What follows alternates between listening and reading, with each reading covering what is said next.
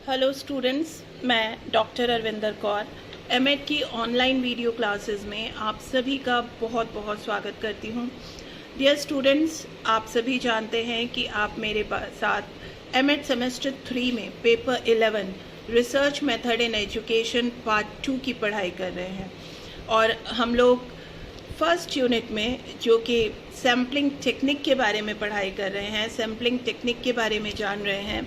पिछले 3-4 वीडियो में हम ये देख चुके हैं कि सैम्पलिंग क्या होती है, सैम्पलिंग के क्या कैरेक्टरिस्टिक्स होते हैं, सैम्पलिंग की क्या ज़रूरत है और sampling and non sampling error क्या होते हैं। पिछले वीडियो में हमने ये देखा था कि sampling and non sampling error क्या होते हैं और सैम्पलिंग एरर को कैसे रिड्यूस किया जा सकता है, सैम्पलिंग और नॉन सैम्पलिंग एरर को कैसे रिड्यूस किया जा सकता है। आप अपना सिलेबस देखिए, आपके सिलेबस के अनुसार हमारा आज का टॉपिक है रिप्रेजेंटेटिव एंड बायस्ड सैंपल, यानी कि प्रतिनिधि और पूर्वाग्रह न्यायाधीश। रिप्रेजेंटेटिव सैंपल और बायस्ड सैंपल क्या होता है, आज के वीडियो में मैं आपको एग्जाम्पल के साथ समझाऊंगी और इसके बाद के जो वीडियोस होंगे उन वीडियोस में हम टाइप्स ऑफ सैम्पलिंग पढ़ेंगे, random sampling, non random sampling, उसके बारे में हम डिटेल में जानेंगे। लेकिन आज के वीडियो में हम लोग जानेंगे कि रिप्रेजेंटेटिव और बायस्ड सैंपल्स क्या होते हैं। तो चलिए स्टार्ट करते हैं representative and biased samples. Dear students, आप जानते हैं कि हमारा आज का टॉपिक है रिप्रेजेंटेटिव एंड बायस्ड सैंपल। इसको हम हिंदी में कहेंगे प्रतिनिधि और पूर्वाग्रह न्यायाधीश।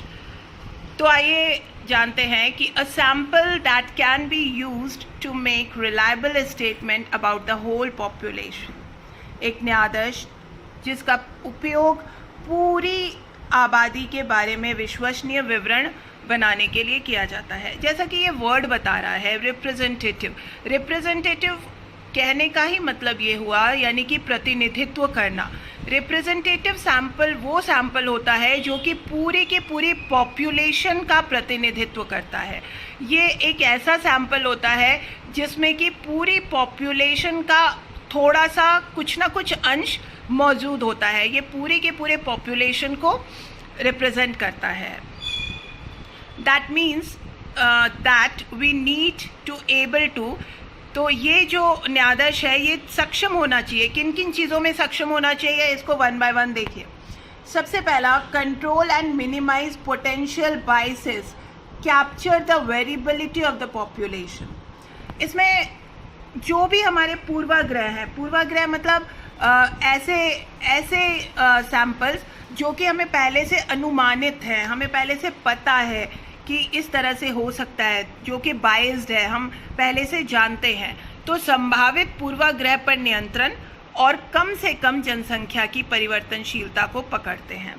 कहने का मतलब ये है कि रिप्रेजेंटेटिव सैंपल वो सैंपल होता है जो कि रैंडम बेस पे हम पूरे पॉपुलेशन से लेते हैं, रैंडमली लेते हैं। इसमें हम अपनी मर्जी से नहीं है कि हमें लगता है कि ये लेना चाहिए तो हम ये ले लेंगे और हमें लगता है कि वो लेना चाहिए तो वो ले लेंगे, वैसा नहीं होता है।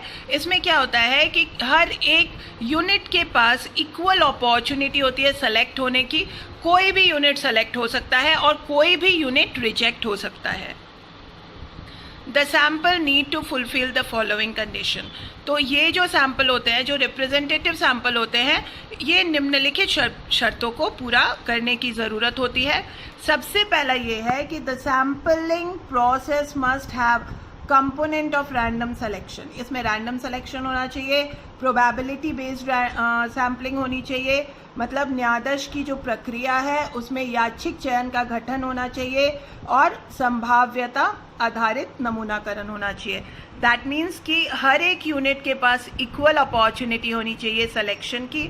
ऐसा नहीं है कि आप अपनी मर्जी से कोई यूनिट सेलेक्ट कर लें या आप अपनी मर्जी से किसी यूनिट को सेलेक्ट कर लिया और दूसरे यूनिट को छोड़ दिया, वैसा नहीं होना चाहिए। कोई भी यूनिट उसमें सेलेक्ट होकर के आ सकता है, इस तरह की उसमें सिचुएशन होनी चाहिए। नेक्स्ट है the sample size should be large enough to give us a good picture of the variability of the population. जो हमारा सैम्पल साइज होना चाहिए वो थोड़ा सा लार्ज होना चाहिए।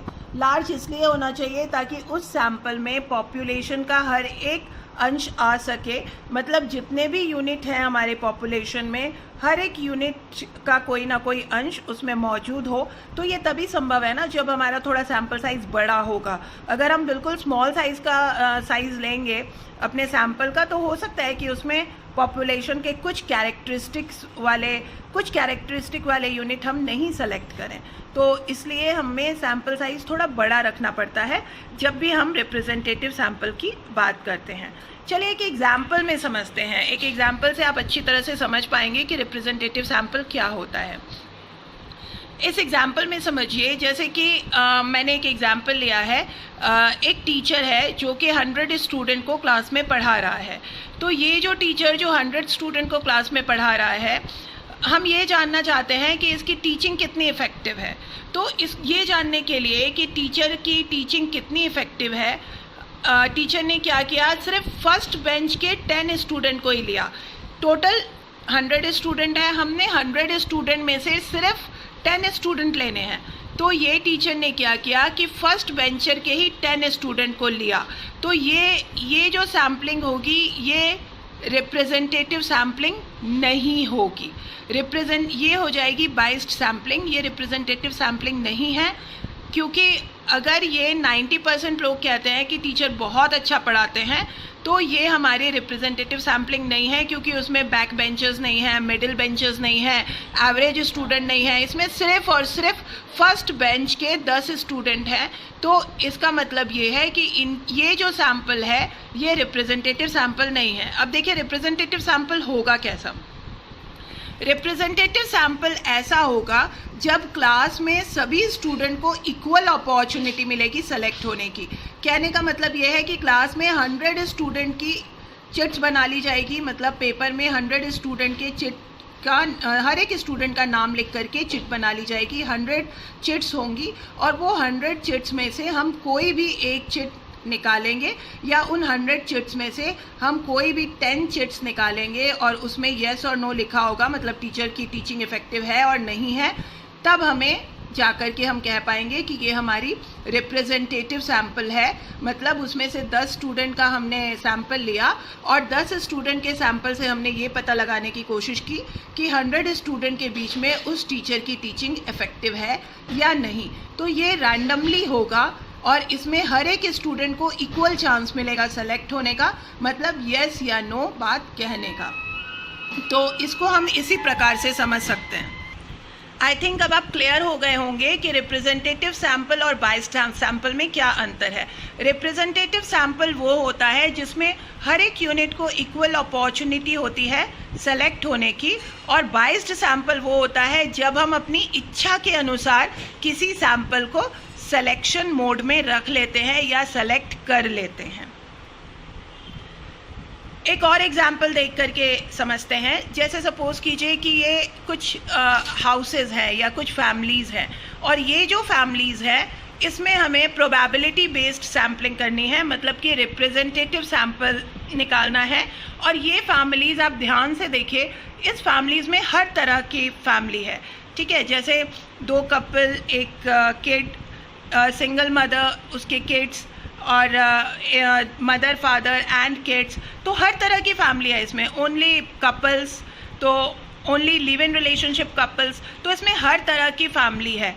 अब सवाल ये उठता है कि अगर हम रिप्रेजेंटेटिव सैम्पल लेंगे तो इन सारे हाउसेस में से हर एक हाउस को सेलेक्ट होने का इक्वल अपॉर्चुनिटी हमें देनी है। इसमें से कोई भी सेलेक्ट हो सकता है, तो वो होता है प्रोबेबिलिटी बेस्ड सैम्पलिंग। अगर हम इसको इस तरह से सेलेक्ट करते हैं कि उसमें हर तरह के लोग आ सके, तो हमारा सैम्पल साइज बड़ा होना चाहिए, ठीक है। The sample size should be large enough to give us the good picture of the variability of the population. तो हमारा सैम्पल साइज थोड़ा लार्ज होना चाहिए। तो थोड़ा लार्ज अगर सैम्पल साइज होगा तो उसमें क्या होगा कि हर तरह के फैमिली का स्ट्रक्चर उसमें इन्वॉल्व हो पाएगा। अब सवाल उठता यह है कि what sample size do I need, हमें किस तरह का सैम्पल साइज होना चाहिए। तो इसको हम लोग इस तरह से समझ सकते हैं कि what sample size do I need, क्या न्यादर्श आकार की ज़रूरत क्या है। तो अब आपको मैं एक चीज़ कुछ सजेशन दूंगी, उस सजेशन से आप ये समझ पाएंगे कि सैम्पलिंग प्रोसेस में हमारे डिज़ाइनिंग कैसे हो। रिप्रेजेंटेटिव एस्टिमेट, हमारा सैम्पल साइज ऐसा हो जो हमारे पूरे रिप्रेजेंटेटिव एस्टिमेट करता हो, पूरे प्रतिनिधि का अनुमान करता हो। ये अनबायस्ड होना चाहिए। इसमें आप ऐसे नहीं सोचें कि इसमें कपल को हम एक कपल भी लें, एक सिंगल मदर भी लें, और हम एक फैमिली ऐसी लें जिसमें मदर, फादर एंड किड्स सभी हैं। तो इस तरह से अगर हम सोच के सैम्पल साइज़ या इस तरह से सोच के अगर हम सैम्पलिंग करेंगे तो वो रिप्रेजेंटेटिव एस्टिमेट यानी कि रिप्रेजेंटेटिव न्यायाधीश नहीं होगा। हमें उन सारी फैमिलीज़ को नंबरिंग करके एक चिट्स में डाल लेना और रैंडमली किसी को भी सेलेक्ट कर लेना है, तो वो हमारा रिप्रेजेंटेटिव सैम्पल होगा। Margin of error can be calculated, हमारा रिप्रेजेंटेटिव सैम्पल ऐसा होना चाहिए जिसमें हम लोग मार्जिन ऑफ एरर को कैलकुलेट कर सकें, मतलब त्रुटियों की जो मार्जिन है उसकी गणना की जा सके, हमें पता चल सके कि हमारा एरर कहाँ कहाँ है। नेक्स्ट होता है minimum condition to get representative estimate, प्रतिनिधि का अनुमान लगाने के लिए न्यूनतम शर्तें, मतलब ये कि हमारे पास कोई कंडीशन नहीं होगी। ये कंडीशन नहीं होगी कि इसमें कपल्स ही हैं हमारे सैंपल में, या हमारे सैंपल में सिर्फ सिंगल मदर्स की ही फैमिली है। तो इन चीज़ों का ध्यान रख के अगर हम सैम्पलिंग लेंगे तो वो हमारी सैम्पलिंग रिप्रेजेंटेटिव सैम्पलिंग होगी जो कि पूरे पॉपुलेशन को रिप्रेजेंट करती होगी। The estimate process should take into account weights that need to be attached to each observation in our sample, मतलब आकलन प्रक्रिया को वजन पर ध्यान देना चाहिए जो हमारे न्यायाधीश में प्रत्येक अवलोकन से जुड़ा हुआ है। जो हम एस्टिमेट करते हैं, जो हमारा प्रोसेस है, तो हमें इस बात का ध्यान देना चाहिए कि हम जो सैंपल ले रहे हैं उसको हम पूरी तरह से ऑब्ज़र्व कर लें। हम सबसे पहले इस चीज़ को पूरी तरह से ऑब्ज़र्व करें कि हमारा सैंपल क्या है और हमें किस तरह के सैंपल की ज़रूरत है, हमारी स्टडी क्या है, हमारी स्टडी की रिक्वायरमेंट क्या है। अगर हमारी स्टडी की रिक्वायरमेंट ये है कि हम पूरे पॉपुलेशन को रिप्रेजेंट करें तो हम रिप्रेजेंटेटिव सैंपल यानी कि प्रतिनिधि न्यायाधीश लेंगे। अब हम जानने की कोशिश करते हैं बायस्ड सैंपल। बायस्ड सैंपल किसे कहते हैं, यानी पूर्वाग्रह न्यायाधीश। बायस्ड सैंपल का मतलब होता है in statistics biased sampling bias is a bias in which a sample is collected in such a way that some number of the intended population have a lower or higher sampling probability than others. तो biased sample का मतलब ये होता है कि हम अपनी sampling या सैंपल ऐसे कलेक्ट करते हैं कि उसमें कुछ ना कुछ यूनिट्स जो है वो हमारी इच्छा के अनुसार या हम जैसा सोच रहे हैं उसके अनुसार जरूर होता है। मतलब ये कि जिसमें एक न्यायाधीश इस तरह से एकत्र किया जाता है कि इच्छित जनसंख्या के कुछ सदस्यों में दूसरे की तुलना में कम या उच्च न्यायाधीश की संभावना होती है। मतलब हम सैम्पलिंग ऐसे कलेक्ट करेंगे जिसमें कि हम हर तरह के चीज़ों को ले सकेंगे, यानी कि हम चाहते हैं कि नहीं हम 4 लोगों को ही लें। जैसे मैंने आपको एग्जाम्पल दिया था कि अगर आप सैम्पलिंग ऐसे कलेक्ट करते हैं कि फर्स्ट बेंच के ही 10 स्टूडेंट को सेलेक्ट करते हैं, और आपको पता है कि ये जो फर्स्ट बेंच के 10 स्टूडेंट हैं ये बहुत ब्राइट स्टूडेंट हैं और ये जो है टीचर के बारे में अच्छी ही टिप्पणी देंगे, तो वो हो जाएगा बायस्ड सैंपल। लेकिन आप पूरे क्लास को अगर लेते हैं और पूरे क्लास के चिट्स बनाते हैं, लॉटरी सिस्टम यूज़ करते हैं और उसमें से 10 स्टूडेंट निकालते हैं, तो उसमें से बहुत सारे यस भी आ सकते हैं, नो भी आ सकते हैं, तो वो हो जाएगा आपका रिप्रेजेंटेटिव सैंपल।